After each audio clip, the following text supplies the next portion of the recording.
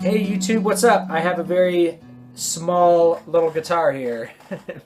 It looks small, but it's actually a full-size classical guitar. So this is a review I thought I'd do of this brand new thing that I got. I got it today, less than an hour ago, and so this is a very first impressions of this instrument. This is a Traveler Guitar Escape Classical. Traveler Guitar makes a bunch of extremely portable guitars, both electric and steel string, acoustic, and classical, and I use acoustic loosely because this is actually an electric classical guitar. If I turn off the volume, it's very quiet. It's about as loud as an electric guitar. If I turn it up with the amp, we have quite a bit more volume. So that's what this is. It's an electric classical guitar, and it's really designed for portability, but it also works as a very feedback-proof electric classical device for those of you who want to play classical guitar in a really loud setting. So let's go ahead and take a look at it. If you notice, there's no headstock. This is where you would tie the strings on, just like a traditional bridge. And so these are all tied on like you would at a bridge, and this is steel. If you look there, that is a truss rod attachment, and it comes with a truss rod tool. And so this little end cap is screwed on, and then there's a truss rod for a classical, which is very handy if you're traveling a lot, because all those different conditions, heat, humidity, they'll make the neck tweak quite a bit. It came with this little hanging hook guy, kind of zip tied on here, and I may cut that off. I guess that's to hang it up on the wall, but I probably won't be hanging it up on the wall, so I'll just get rid of that. For me, the lack of a headstock is not a big deal. I don't ever operate the guitar in a way where I end up touching the headstock. Virtually ever. I have a very classical thumb position, and this is a classical guitar. It is, by the way, a full-size classical. That's a 2-inch nut. It feels correct on the left hand, and it feels correct on the right hand, which is really good. The neck has either a matte finish or no finish. I can't tell. It's feels really good on the hands, even better than really my actual guitars. But the lack of a headstock doesn't bother me. I think this is great. That cuts down the overall length of the guitar to make it extra portable. Let's see how many frets it has. How many frets does it have? Goes up to C sharp, so it's got 21 frets. So it's got extra frets on it. Cool. That's pretty awesome. Goes all the way up to the high C sharp here. Very cool. The frets are steel. It comes with the Dario Pro Arte strings, which I'll probably rip off. The body is all wood. There's no sound hole. It's a solid piece of wood, and I don't really know what kind of wood. The top is cedar, so it's got a cedar top, even though you don't really need a special tone wood top for a solid body guitar. That's kind of not really true. The back is something else. Maple or something, or maybe hard ash. It's not too heavy. The tuners, if you'll notice, are arranged around the edge of the strings here. So you tune it here and play it here, which is a little weird, but it works for this design. The strings pass over a bridge and around this little device here, and then get threaded into the tuners on the back. So I'm going to take this off real quick. And this is a bolt-on neck, by the way. It's a 4-bolt neck, which bolt-on necks to me are not necessarily a bad thing. I have a lot of guitars with bolt-on necks. It saves on cost, and it also lets you replace a neck if something happens, and it also gives you a little more options for neck adjustment versus a set neck guitar. So I don't think bolt-on is bad. So yeah, this little piece here, this is where the tuners are at. And they are standard tuners. They're not special tuners. These are probably like ping tuners. They're fairly cheap, and they feel a little cheap for my first impressions. However, if you'll notice, there's 6 screws here. There's 3 here and 3 here. You could take this block out, and you could put in whatever tuners that you really like.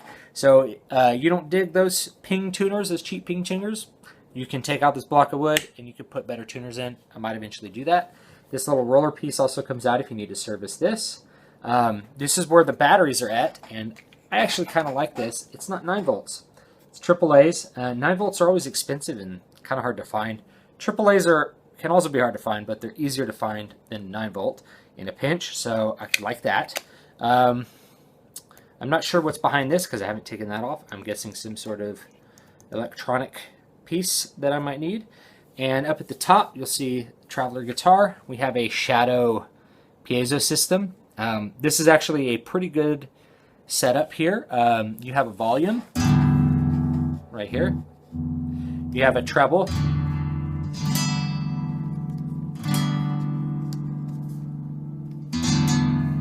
And then you have bass that you can adjust to get kind of dialed into a certain sound that you might like.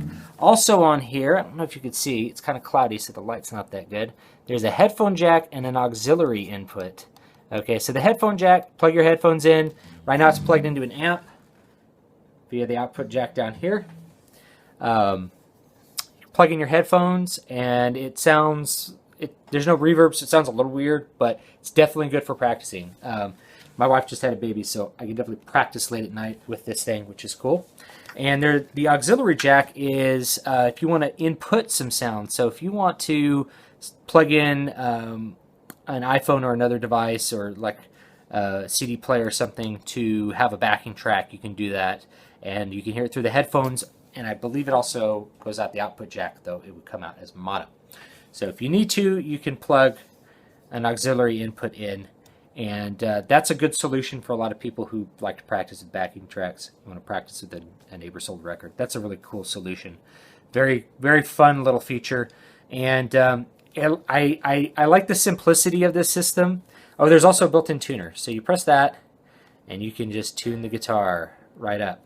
So that's cool. And then there is a phase switch in case you need to buck some feedback. But I've cranked this up and had no feedback, so you may not even need the phase switch because of the natural feedback reducing qualities of a solid body guitar.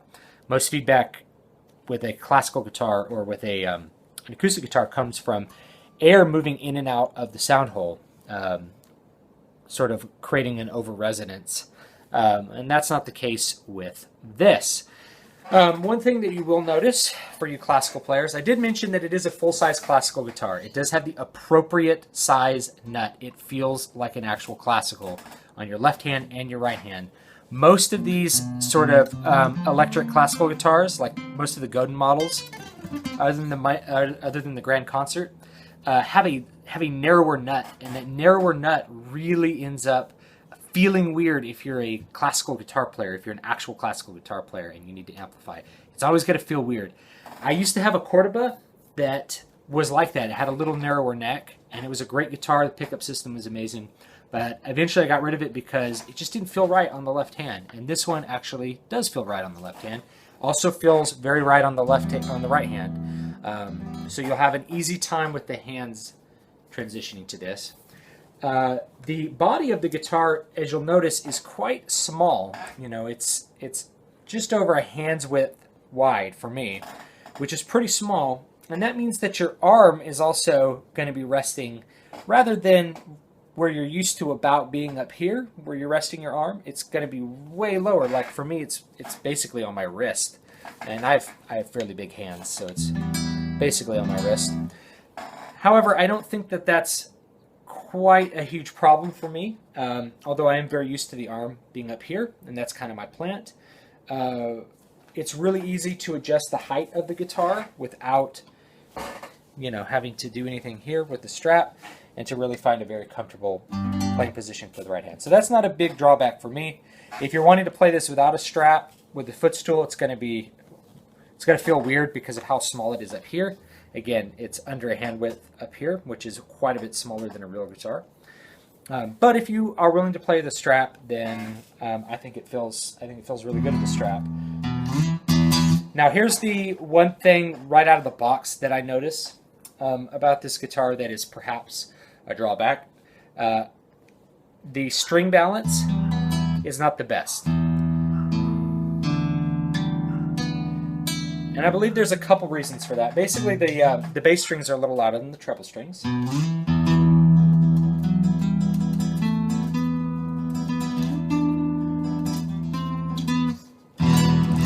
And I did a little bit of correction with that. Because of the nature of this bridge, and the fact that the tuners are here instead of down here, this bridge wants to be pulled backwards like this, and that pulls the bridge bone off the pickup a little bit. The piezo or piezo, however you pronounce it, pulls it slightly off, which will deaden some of the strings. And of course, treble strings are easier to deaden than the bass strings. So the bass strings right now are a little bit louder than the treble strings. I expect to correct that with just a little bit of work. If you're not willing to do the work, any kind of guitar repair guy can easily fix this. It's just like working on an acoustic electric. Take the bridge bone off, file the bottom more flat, and I might take a little bit, just a little bit off. You still like to have your bridge up a little bit for resonance reasons, but I might take a little bit off and get the bottom very flat to lay flat on that pickup, and that's going to help a lot with the picking up of the treble strings. And I'm also going to change the strings. I don't like Pro Arte strings. D'Addario, I use D'Addario on my electric guitars, mostly because they have custom gauges that I can use with my 8-string and have everything feel correct across all my guitars. But I don't like their classical strings. They die really quickly, and their trebles especially are very dead. So one of the reasons that I think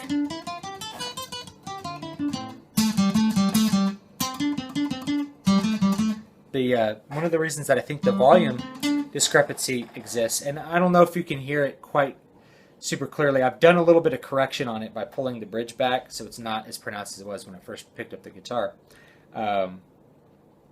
But it still is there, and I think once I replace those strings with my standard strings, which are higher tension Savarez strings, the guitar is not only going to be a little louder, but those treble strings are going to be a lot tighter. There's going to be more pressure pushing down on the bridge, which is going to give us a lot better tone on the treble strings. So, just to recap, it looks small, but it is full size in terms of the dimensions that matter, the playing dimensions.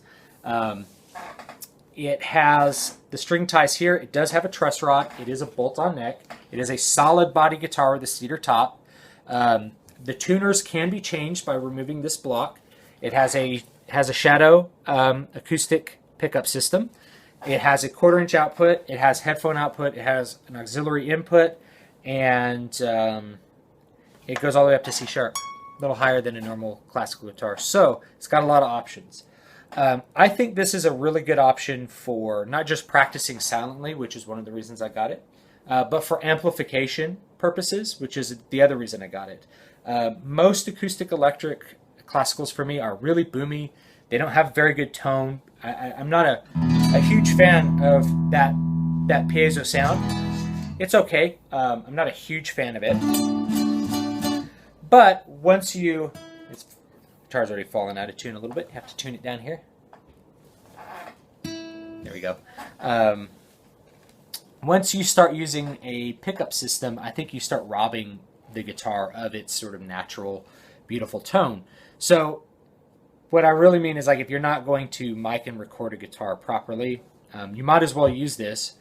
And if you're using this, you don't really need a very fine, full acoustic guitar. It's really going to end up sounding pretty close to the same, especially in most amplified settings. So this has the advantage of not producing feedback while having very similar tone to a full-size acoustic guitar, at least to my ears. So it's a amplified option as well as a travel option as well as a silent guitar option. That's very good for me. May not be for you. One drawback is the balance across the strings is not ideal, but I believe I can change that with just a little bit of work and also some different strings.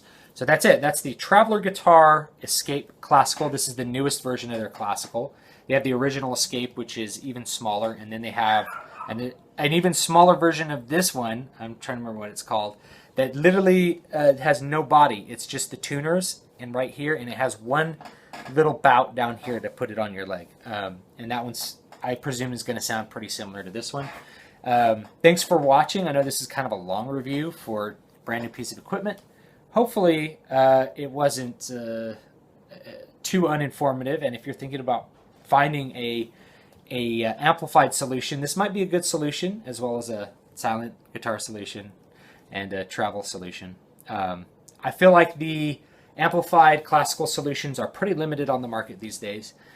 Godin makes a full-size sort of concert guitar, and I think that retails about $1,500. Actually, retails probably $2,000. You get it on the street for $1,500. But it has like a radius fretboard. It doesn't feel like a classical. I've played them. They still don't feel right. They're not bad guitars, but they don't feel like your actual classical. This does feel a lot closer to my actual classical, other than the bout going, normally there's a bout at the 12th fret. The other option, the best amplified option, is one that's going to be out of most people's price range, and that's a Rick Turner Renaissance guitar, which is a solid body classical guitar, and it has a ton of options. It has a piezo system that picks up each string individually, so you can balance them if you need to, and you don't have to worry about getting all the bridge to be flat for the strings to be in good balance. But if you're not going to pay that, this is a good option.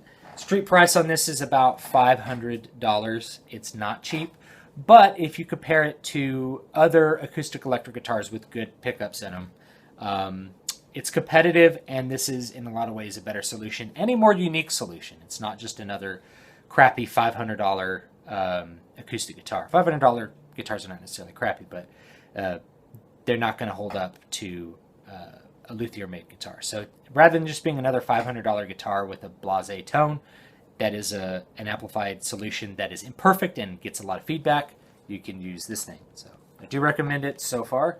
I'm pretty happy with the way it feels and looks, and I'll let you know what I fix with it, if I fix the bridge and get everything working correctly. Thanks for watching. Don't forget to like, comment, and subscribe, and I really appreciate it. Somehow I forgot. You can run a bunch of overdrive. It doesn't feedback.